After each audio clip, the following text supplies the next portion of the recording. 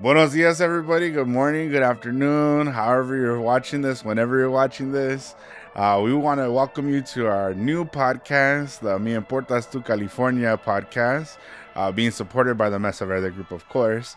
And so, welcome and welcome to this new journey. We're in a new space, a new office as we continue to grow, to continue to support our communities. Joining me today, even though they're returning guests, but first time on this podcast, is our friend Andrew Avila.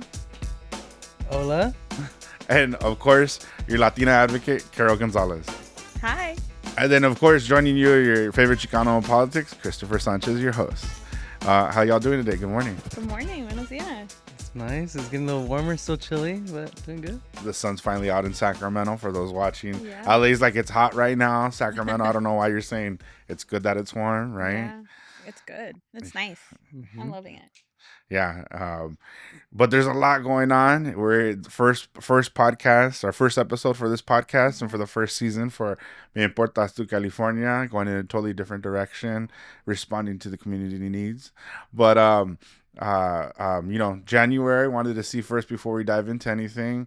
All right, anyone have any New Year's resolutions y'all gonna accomplish or set out to do? I know Andrew, you dance a lot.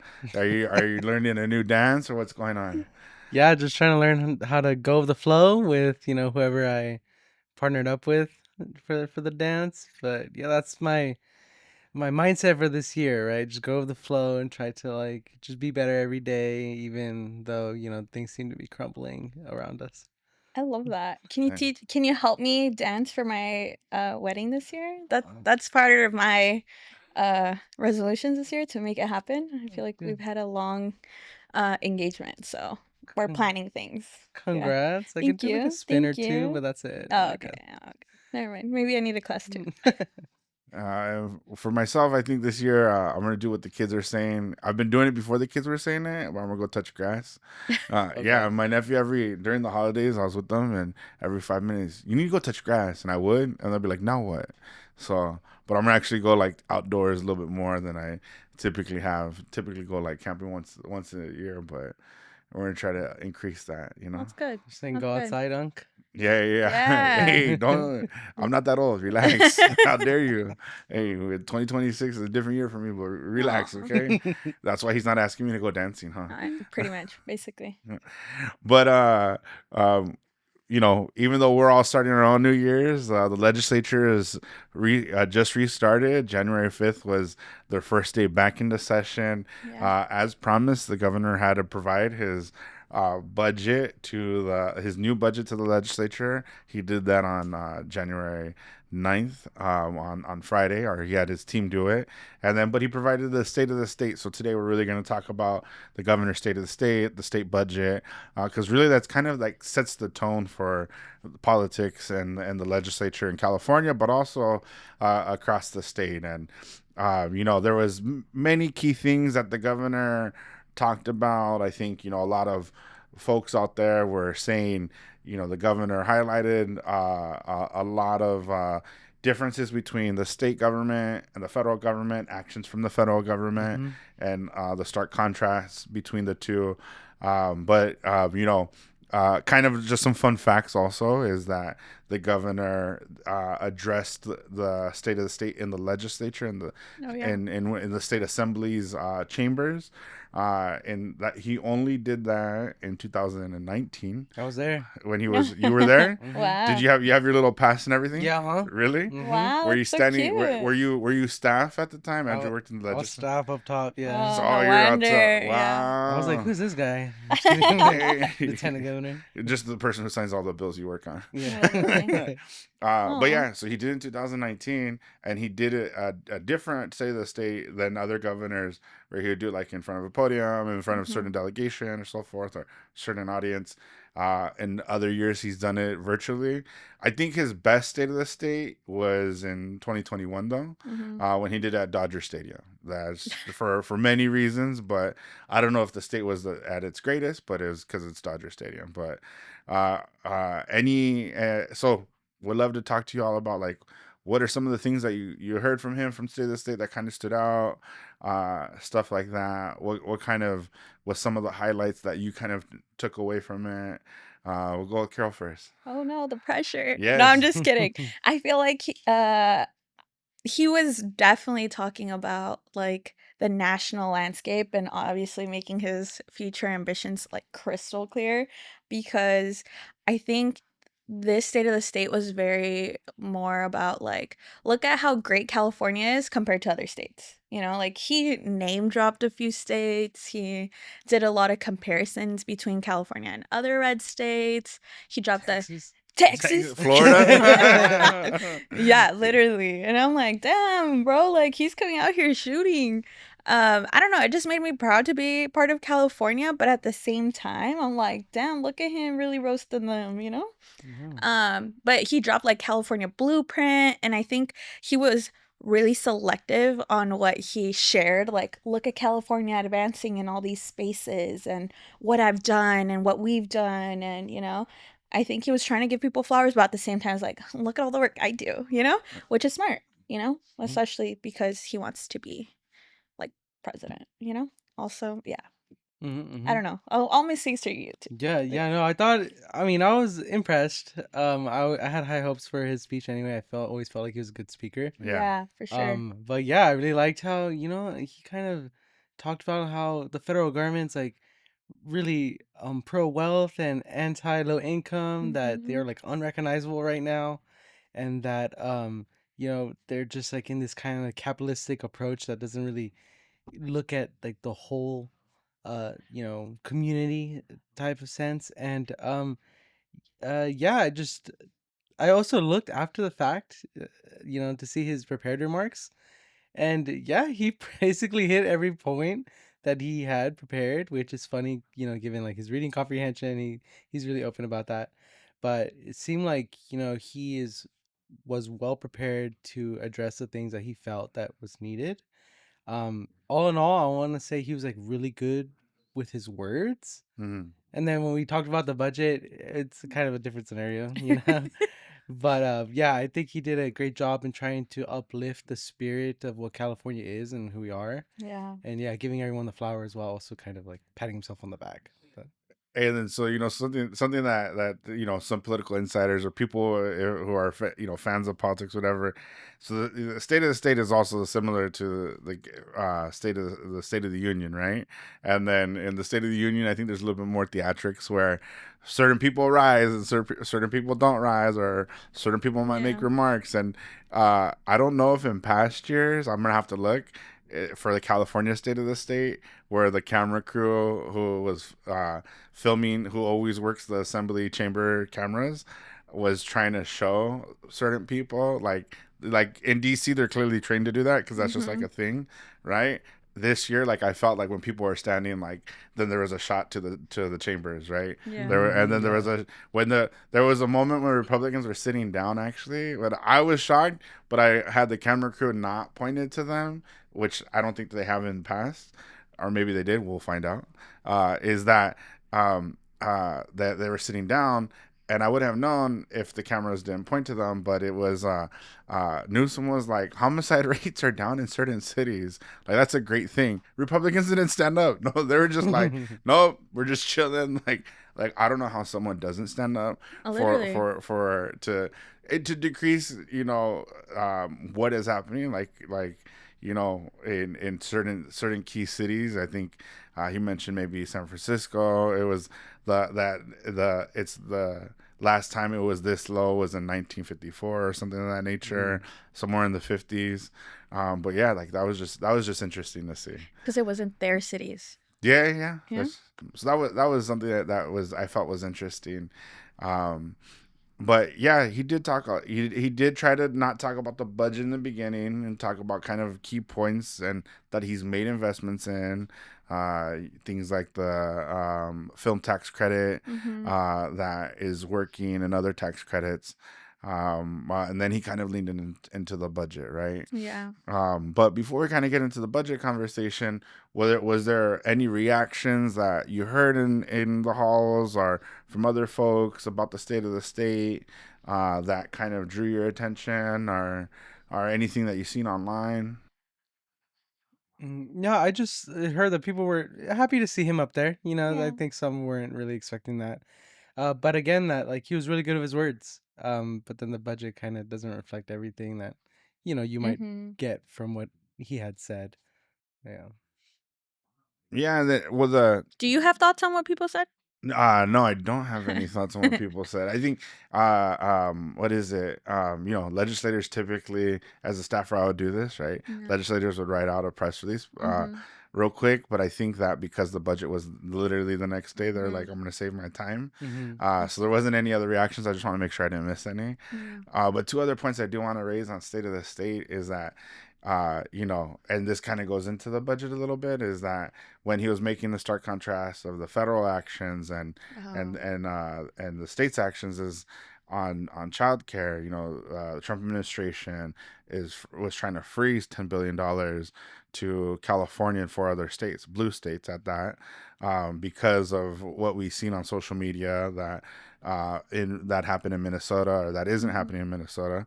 But the programs that he's also trying to freeze is around what is known at the federal level as TANF, but here in California as CalWorks. And I thought that was really it was good, because I don't think everyone understands. Like, as you're mentioning, Andrew, he was trying to show how, like, California is supporting folks in poverty. TANF is one of those programs, and it supports families that are in poverty. Cal Works, right? You have to be a parent and a child, and and have a certain income to be on that program. Mm-hmm. And because of the freeze, families were gonna be in facing significant hardship, because if you're on those programs, that means you need help with your basic needs. Yeah. So that was interesting. I don't know if you work with any of those families, or because some of the childcare that they access through those programs. Yeah, in limited capacities, for sure, we work with the families that benefit from TANF, CalWorks in particular, and yeah, it was shocking for the federal government to do that. It's not surprising for them to attack minority groups, underrepresented groups, but like we're talking about a program that helps parents go to work, right, and like feed children who possibly aren't getting everything that they need at home. So yeah, that was shocking. And when if I first heard it in my head, I'm like, Attorney General want to help us, like Mm-hmm. do something. I know he's doing everything he can, and definitely the reversal of the withholding of the funds to the blue states is a great win for us.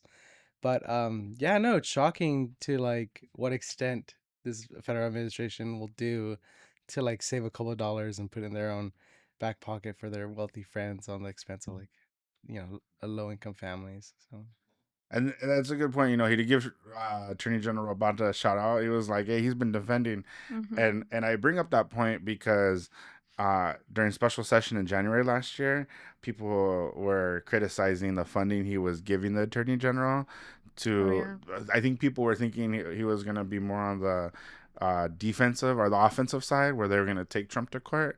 But it's actually kind of the opposite. The If you look at the court cases that he's been in court about against the Trump administration, it's been defensive, because trying to take our resources and so forth, and infringe on our states' rights. And I thought Yeah. that was an interesting. I mean, it was good that he made that comment, but like the way he was making the comment, I was like, oh, I didn't think of it Yeah. like that. the best defense is the best offense, something like that, right? Best offense, defense. I don't You know. I'm I don't know. a, I'm a Raiders fan. No, I'm joking. That says everything. I'm just kidding. But the one other thing that drew my attention to his State of the State was going back to the Trump administration attacking us on our education, with no how the Trump administration is literally trying to dismantle the higher education system here. And he was like, we compete, like we have That's true. the most amount of Nobel laureates than Yeah. any other state. We produce them. And then I think you got to think like, well, what do they get their laureate for? And it's like, oh, like what they're inventing, the patents that they have on medicine and so forth, that's trying to be innovative for not just Yeah. California, but for the whole world, right? Yeah. So I don't know. It was a interesting point that I was glad he brought up, because I didn't know about it. Yeah, Yeah. I learned something new that day. Yeah. Well, I feel like it led into his budget really well because you can't talk about like how great our higher education institutions are and then not fund them, right? And so I know we're gonna get into the budget, but I feel like that would have been a really hard miss if he would have like highlighted it and then not have funded it. So at least he was able to do that, you know? Yeah, so I think, that's a perfect segue. Thanks, Carol, to what the budget looks like this year. In the fall, we were hearing from the Legislative Analyst Office, an entity in Sacramento that looks at the budget or things for the legislature's perspective, that we're going to face an $18 billion deficit. And then the Newsom budget that they presented the following day after the State of the State was a $2.9 billion deficit. So Right. roughly about a $3 billion deficit. Very, very different on Very how different. they got to their numbers. That's like every Yeah. year too. They just very stark numbers. Right. I think my best way to explain it to people, because people are like, well, we'll tell our partners, well, this is what we're gonna face, and because this is the number that LAO came out with, and they're like, oh my gosh, the world's gonna fall apart. And then Newsom came out with his number. They're like, that's not bad. I was like, there's a pie. How you eat the pie is different for everybody, right? It's true. How you cut it, Yeah. it's like the LAO was cutting even slices maybe, and then like Newsom's administration was cutting like those little kid slices like at the pizza parlors where Yeah. they're like single strips at the end of the day. Yeah. I don't know, but yeah. So what were some of the things in the budget? So now some people are calling his budget a manageable budget. What are some of the things in the budget that kind of stuck out to you, that you're working on, or just in general? Yeah. Like in a good way or a bad way or just However, all the ways. All the ways. sorry, all of it. Yeah, I'm glad like he didn't really, do a lot of reversals on our investments, given the threats to our budget that we've been hearing in recent years. So that's a plus. But then what I've noticed is that, he didn't really provide enough to kind of combat the threats of the federal government when it comes to our healthcare and other programs like, SNAP and CalWorks that are gonna affect us. And then, just I couldn't help but realize that he's not fulfilling a promise on providing more funding for additional childcare slots. And that's like in state law, right? Like the legislature approved that, he knew about it, and we don't see anything right now. So, when we're talking about all of these threats from the federal government that impact families, child care slots is like a factor, big part of that. So couldn't help but realize that, but also just recognizing that there were some wins too. He said that we have universal pre-K for all kids, which is amazing. Families, working parents do need that. We see that with the expansion of TK, along with other things like universal school meals, community school programs, and before and after school Mm-hmm. programs, ELOF. Mm-hmm. I hear from a lot of parents like that's like the best program the state has ever done. What is it called? ELAP? Yeah, expanded learning opportunities program. Mm-hmm. Yeah, just because they're able to send their kids away for more than like a traditional school hour um day. So yeah, I think those are the big takeaways for me from the budget, and both good and bad. Yeah. That's fair. I feel like I'll just piggyback on the education side. I think well, actually I'll just give like a larger picture. I think his budget was like a multi-year win scenarios like look at all the money I've given students since, 2018, Mm-hmm. or like per pupil funding was this and now it's Hmm. like increased substantially, but I think people forget that the state has Proposition 98 that kind of sets the floor of how much money should be going to like our education system, like K through 14. And so for me, I'm like, yeah, that's great, but that also means it's because we got a lot more money, over the years. Um, but I think he was definitely trying to highlight how much of those investments are going to students.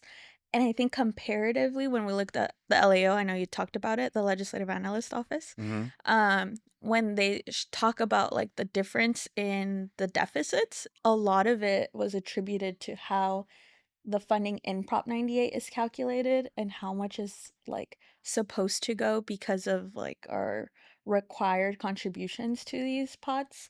Mm. And so I think that's one of the biggest differences between both of their perspectives is how they use that money and how much of that money goes where it's supposed to, right? Mhm. And so I feel like the investments that were made this year, or at least that are being proposed by the governor in education, they're pretty solid, right? Like they're going towards those investments that, are constantly elevated as serving our kids, right? Like school meals too, like adding on to what you said, all of which were really good.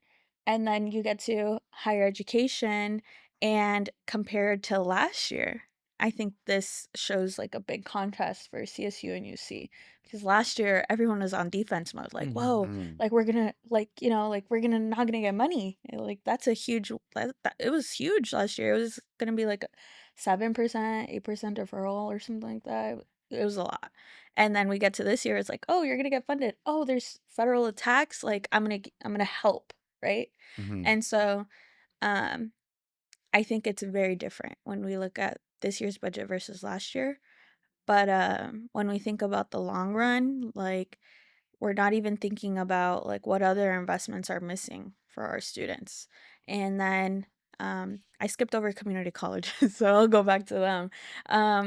I feel like they're getting funded for some categorical programs, but I think when we look at how Prop 98 is split and how much funding goes to K-12 and community colleges, I've heard from legislators say like, oh, like they're gonna be okay, right? And I think it's unfair to make that claim when you compare how much per spending per student goes when you compare community colleges to CSU and UCs, and people will say like, oh, well, Prop 98 helps support, but we're not thinking about like that's baseline. We should be throwing some general fund dollars over there, Mm-hmm.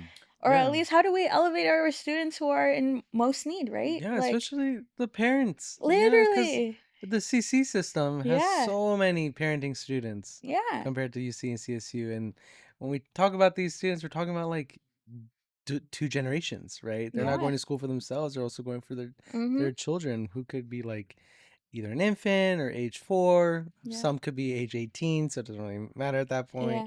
But the CC system, probably because I'm a transfer student as well. Let's Hey, same, go. same. Hey, let's go. It's a critical component of our higher ed system. Yeah. I agree. Thank you for sharing that. And then also like the non-traditional pathway that people are saying, like I feel like it's becoming more of a necessity because of cost, right? Like not everyone can afford to move to another place to go like pursue higher education, and that 2-year gap or that window kind of helps people financially too, because our community colleges are like able and willing and have been serving so much of our community already. I think it'd be helpful to throw in a little extra. Absolutely. I mean, and if you think about it, right, who's the community college serving? It's not only folks who are going to transfer to a 4 year, but folks that are in career education. So Mm-hmm. whether it be someone taking cosmetology or auto shop class, and I know folks out there in theory when they're like auto shop, I took that in high school. It's not the same auto shop. Like Yeah. there's companies that are willing and ready to Mm-hmm. hire mechanics who get their certificates from the community colleges like tomorrow, Yeah. because they can't keep up. It's an industry that has a need, right? The welding, woodworking, all that stuff that's taught at a community college. Immigrants, turn to the community college for ESL classes, Mm-hmm. undocumented youth, who.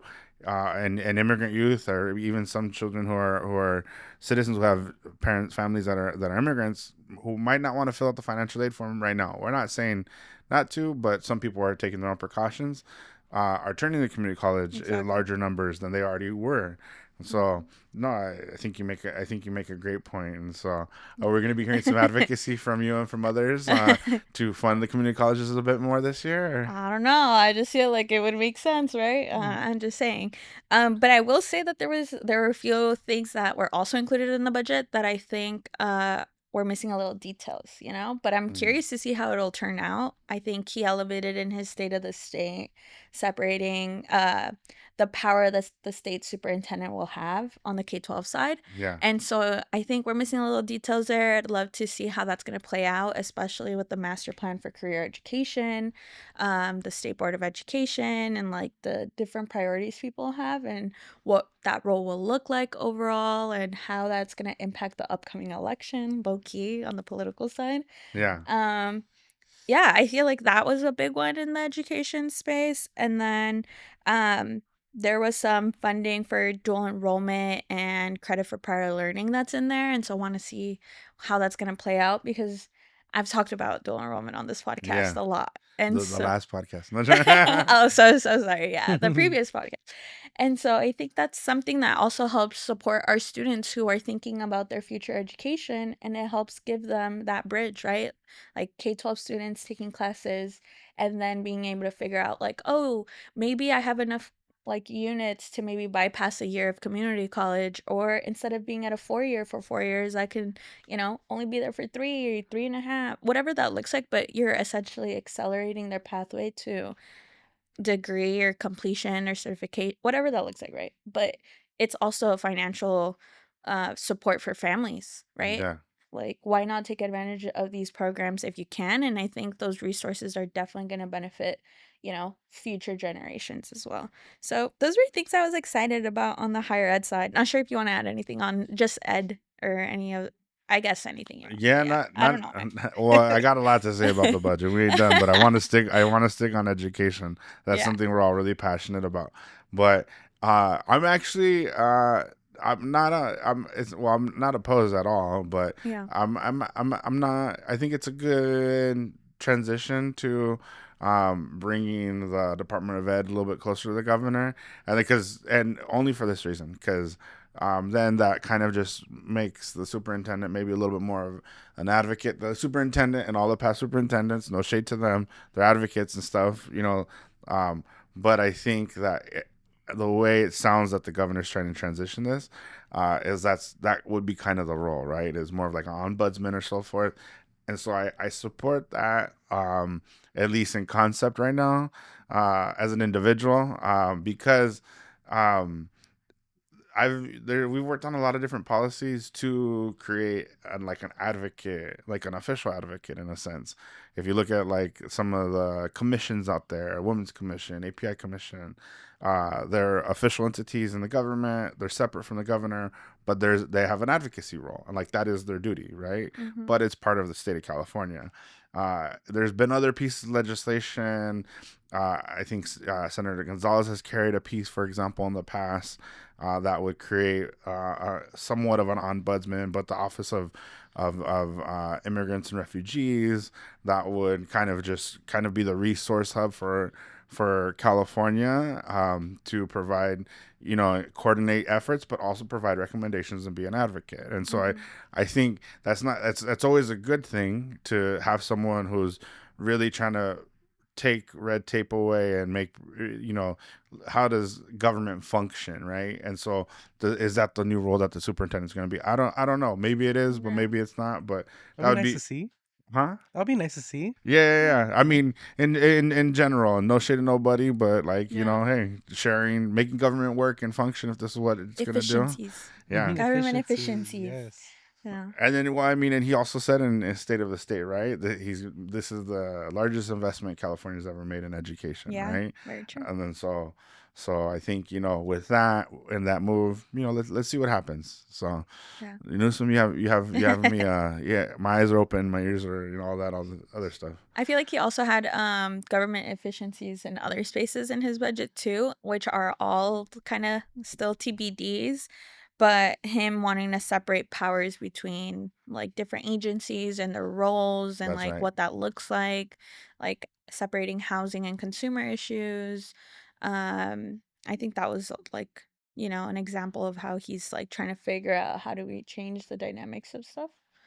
Yeah, reorganizing government. Now Yeah. the state's gonna have an organization or an agency solely dedicated to housing. Well, there already was, but more so at the secretary level, right? Yeah. Where the current secretary had to do both. And then consumer issues, if you look at that department and agency, it's like everyone who's licensed is under that. So whether you be a mechanic or cosmetology, it's every single person, real estate, so forth. Funeral homes, I think, have to get licenses. They're under that department. Yeah. And so, the secretary has to deal with all those issues, but now they're just going to have to focus on housing folks. But yeah, and then I think one thing I do want to kind of go back to a point Andrew did make. It was about, in this budget, in the governor's budget and the LAO's version of the budget, they were like, we're not gonna make any guesses on like federal impacts, right? Even though there may be some known things out there, like there's a bill in Congress that might pass. When the governor's team was presenting their budget, he was saying, Joe Steffenshaw, the director of the Department of Finance, was saying, "Oh, we're not trying to predict bad years either. Like that's not how we're gonna write our budget. How would you all write the budget? Like, would you add those things? Like, because like they're kind of there's kind of known a little bit, right? Somewhat. But which would lead me to another question. But yeah, how would you write the budget? Would you add that in the budget? Would you not add that in the budget, knowing that there's certain things down the pipeline that might happen tomorrow, right? That's tough because you have to think about like the political implications, like I think personally I would want folks to be like fiscally safe, and know of like worst case scenario, right? Maybe I'd do like a like best case scenario, worst case scenario, like, and maybe we'll be in the middle.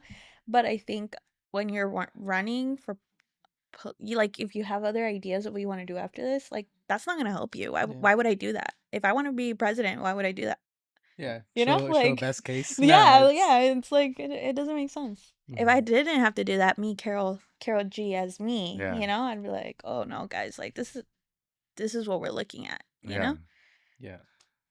I mean, personally, I'm a fan of being the most transparent I can be. Yeah. But just, like you said, political implications and just considering everyone involved, like I would take a more cautious route and just be like, this is the worst case scenario and this is how we can come up from it. But yeah, I don't know. That's a hard tough. question for me. What would you do? I think I think I'm a little closer to Andrew. I'm down for doom and gloom, but because hey, I mean, I got his book right here.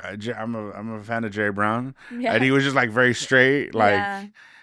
I'm glad you mentioned him because Yeah. I've been thinking about him. Like, Me what if we never too. put the money in the rainy day fund? Where would we be? yeah. Like, a king. But right, doom and gloom, right? Jerry Brown was like, "Hey, there's gonna be a lot of bad times when I'm gone, so we're gonna put some dollars away, right?" Yeah. And it kind of projected it, right? Yeah. I think like you do have to. There's key points. We're in 2026. There's key points at 10-year marks that folks need to think about, right? Will we have the same amount of funding that we need for census outreach and stuff like that? Yeah. For redistricting in the following year after census, right? Will we have all that the funding that's needed to do all that community outreach, right?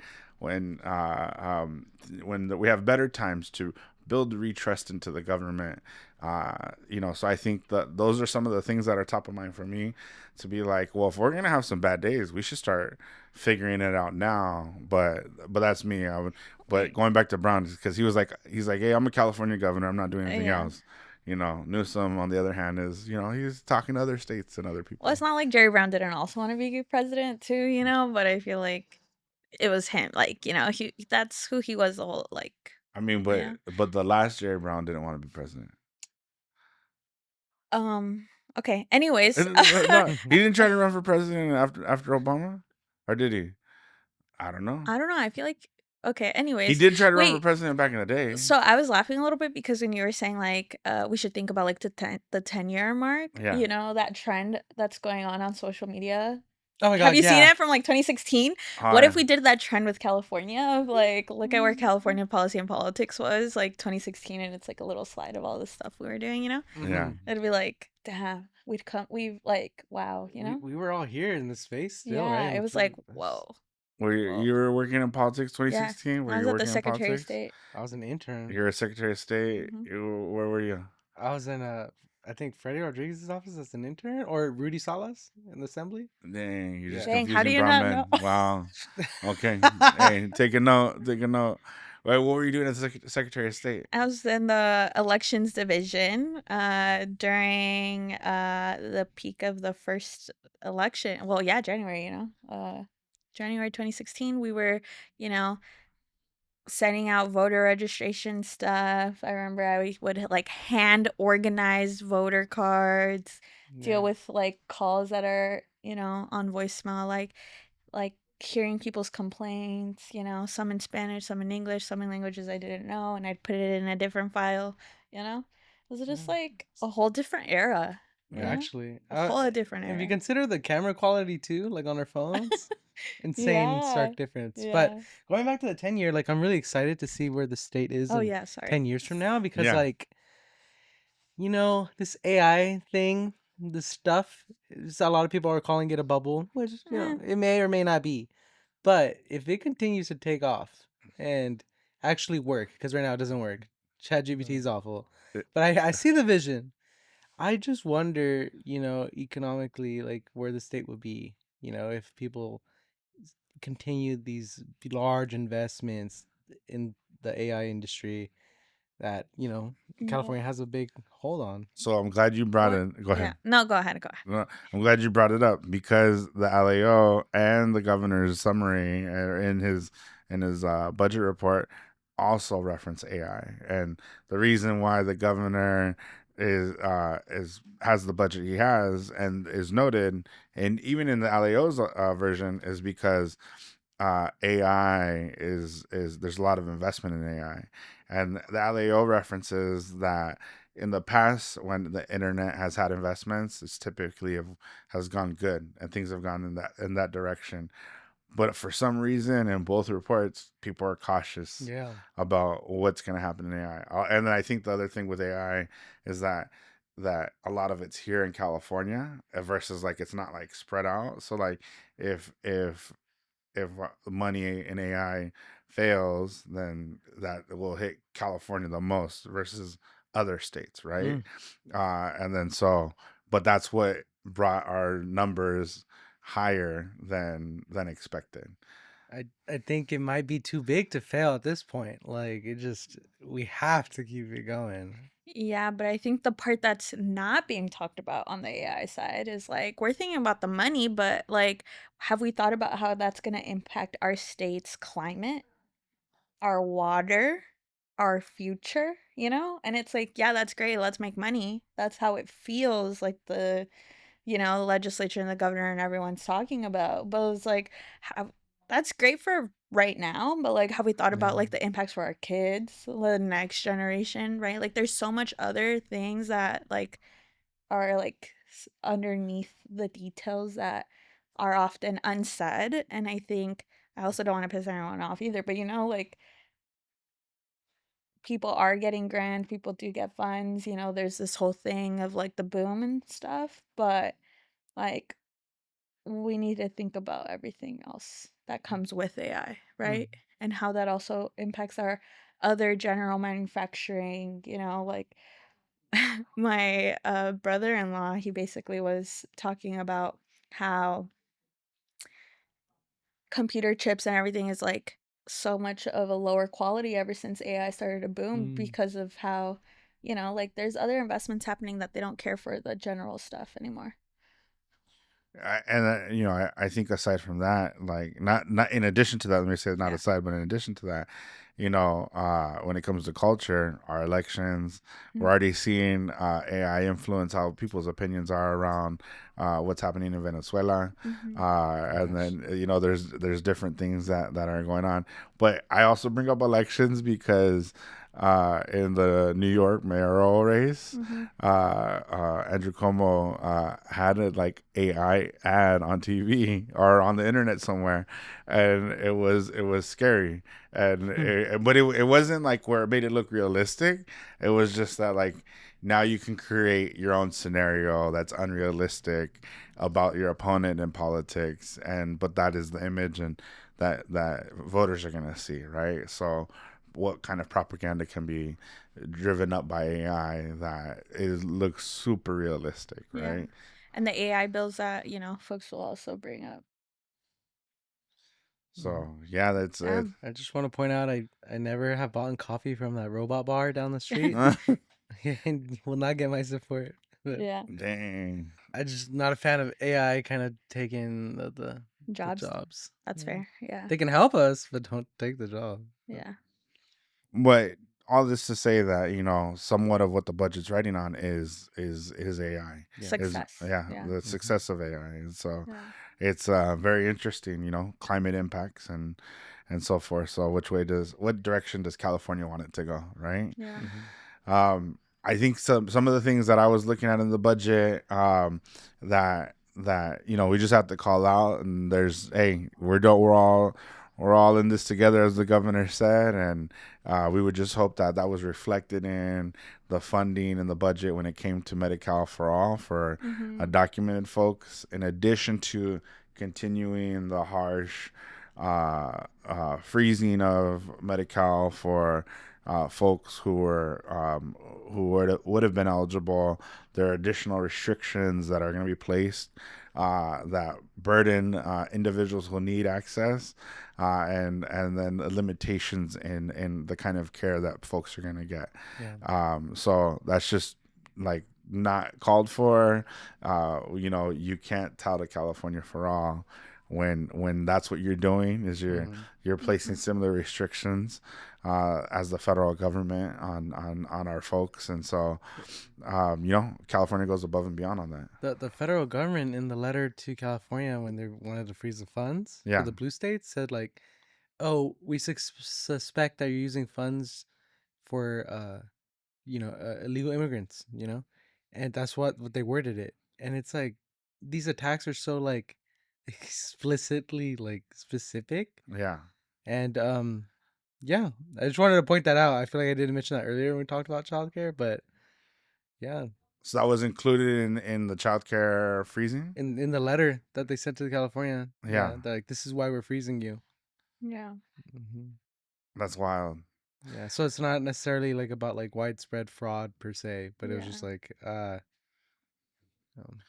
Yeah, I mean, I think that there's more that we can do. Advocates are going to still advocate on more of for the funding, for fighting against that funding. I think advocates are very, very fierce about what's going on right now, and will be very vocal. And I'm sure we're gonna have a lot of groups, a lot of folks we represent coming up to Sacramento on that. But yeah, I think I think those were the big pieces of the budget. I think that we all kind of discussed. The one thing I do want to say about the budget is that it seems like it's a win for parents, right? They're like, they gotta get rid of their kids earlier now. They be like, because the governor is going to be providing after school programs and so forth in this version of the budget. So it'll be interesting. I think, what's the legislature going to do now, right? Yeah. And then just very quickly, just to add to the list of things that are, being cut or pulled back that impact undocumented community members, is CalFresh. It's also Yeah. one of those that they're abiding to HR1 regulations. So very Yeah. unfortunate that the safety nets for our communities are being undered. Yeah, there's a lot of folks who had lost status because of the federal government just pulling it out under the rug from them, and then as a result, they were on programs before, but now they're not eligible for those same programs, even though there's nothing that they did. TPS recipients being one of those populations. So, I think we'll probably hear from a lot of folks who are going to come up and try to make sure that they're included in the fold. But before we get into the final thought, I want to hear, what do you think are some of the things the legislature is going to fight for, that fight differently? What are you hearing, and what's the rumors on the streets? There's a lot of things to fight for, right? Of course. But I think top of mind for me is that, there are a lot of players, especially like the Women's Caucus. A big priority for them last year was childcare. Yeah. And we're seeing unfulfilled promises in that space, particularly with additional slots, and then not reimbursing the true cost of care yet for providers. I mean, these are workers that we're hearing for so many years now, like, help, or else I'm gonna close. And if Yeah. they close down, what does that mean? A parent can't go to work, and if a parent can't go to work, they can't support their family, or a child's getting left at home alone, kind of like how I was, you know. Dang. But yeah, these are gonna have like big repercussions if we don't really step in now to like address these things. And again, I know there's issues that that vary across the state that need additional funding, but like this is a essential component of our workforce Yeah. that really needs to be addressed. So yeah. I don't know. I feel like in the statements with Rivas and the the speaker and the pro tem, they both, the common thread was like vulnerable communities, Mm-hmm. and then just based on the districts and the people that they serve, I would hope that they're gonna, stand up to help support our immigrant communities, because I think that's, kind of what they've hinted at. But I hope that they actually like double down and like make it happen. Yeah, I think Fingers crossed. I was talking to Senator Durazo the day after his State of the State, and uh, she was already saying healthcare for all. That's we're Yeah. doing it. Like, Hmm. and she wasn't saying this, but it's his last year.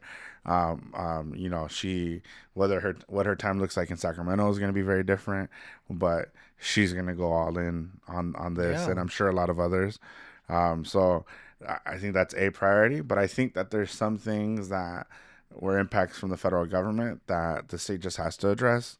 I know as advocates we've been told, hey, like, don't really come to us for everything, but well, where are we gonna go when this Right. serves such a critical need? So Yeah. whether it be childcare, education, or workers' protections, I mean, there's a lot of oversight that's missing because of the gutting of some of the programs at the federal level. Where are we gonna go? Literally, Can't like, go to Texas. Okay. don't get me wrong. Like, I hear legislative staff, and I get what legislators mean. Like, don't, like, it's a lot for us to have to do, but like, that's our job, low key. Like, that's what we're gonna be doing. We're gonna go and like fight for our people, because the people on the other side are doing it too, and they don't, like, they're more than likely betting against us. So if we're not doing it, it's like the scales are uneven. And for me, if all else fails, I'm going back to Fullerton. I'm already in Fullerton, but I'm going to stay there this time. um, well, I think that's kind of just a wrap on the small preview of Hmm. what we're hearing in Sacramento. Kind of some of the things that we have our eye on the governor's state of the state and the budget. And as always, we always have a final thought. We'll start with Andrew, go to Carol, and then just love to hear some closing remarks from you, Andrew.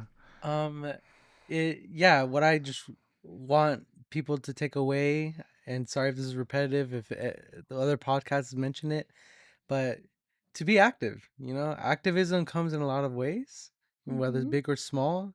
And if you're feeling even a little bit upset, there is something you can do, right? Yep. Join rallies, you could donate to your favorite org, or call your congress member, right? Although we don't know how effective that truly is in the end.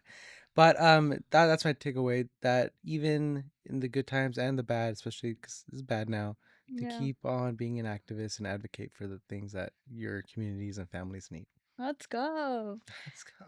I'm gonna piggyback off that. I think I want to just set the stage for folks who might be tuning in for the first time, or might not understand the process, or just be like, "Oh, like, I didn't know all of that." This is just a proposed budget. Like, we're going to be having conversations through May, then through June, and then potentially through the fall. So I think if you're interested in something and you're passionate about something like related to the budget, or even on the policy space, because we'll have future conversations on the policy side, get involved, get engaged. There's so many ways for you to participate and partake. And if you have questions, I'm pretty sure the Mesa Verde group wouldn't mind breaking things down, Mhm. or, your Latina advocate over here. But I think just get involved in some way that you feel comfortable, because right now, I think a lot of us feel overwhelmed by what's happening at the federal level, that sometimes people want to shut out, or like, not participate, or just like it's hard for people to engage when there's so much being Mhm. thrown at us. But I don't want us to lose that momentum, because when we're not doing something about it, it's like it's okay to do whatever you want, because no one's like pushing back. And the more we can push back when things are tough, the more we're making that statement that this is matters to us. And so, yeah, participate in our your local government, your state government, your federal government, lo que sea, as long as you feel, Look at that. as long as you're getting what you need out of it, because like we need to, and we can't give up. So, sí se puede. Yeah, I think for myself, today I wanted to kind of reflect and focus on um, this is the first year that when I've said Happy New Year to somebody because I haven't seen them for the first time since just a couple of weeks ago, or haven't heard from them, that folks are like, "Is it happy though? Really?" Like, just given everything that's going on, and there was no stop, right? There may have been a holiday or two that maybe we didn't hear a whole lot of action, but there was still action, right? And the administration continues not only to actively have folks on the ground, but Yeah. also continue their desmadre, like through policy. Venezuela happened in the beginning of the yeah. year, right? That has larger implications. So I think folks are really feeling all of that and saying, is it really happy? Or like, is it really a new, like, should I be happy in this new year? And that's real, and we have to feel that, and we have to respect that, and we have to have this understanding that, like, yes, being involved is going to be a big helpful piece to it, but also, we cliche, take care of yourself too at the same time, Yeah. right? Because like the problems are exacerbated right now. The problems will always kind of persist and be there. Like we said last year, that was only year one, only round one. We're in round two, right? We're gonna hit him with I'm in the corner. you better be in my corner, fool, because we're gonna throw some. They call it Mexican style boxing and some Canelo fighting, right, or something like that, or maybe Julio Cesar Chavez Jr. He's not even gonna know the. But yeah, we'll see. So stay active, stay safe, right, and take care of yourself while you're out there. I thought you said stay firme. Oh yeah, stay firme too. Stay firme. Well, thanks for having us. Yeah. Thanks for being on the podcast. Thank you. Yeah.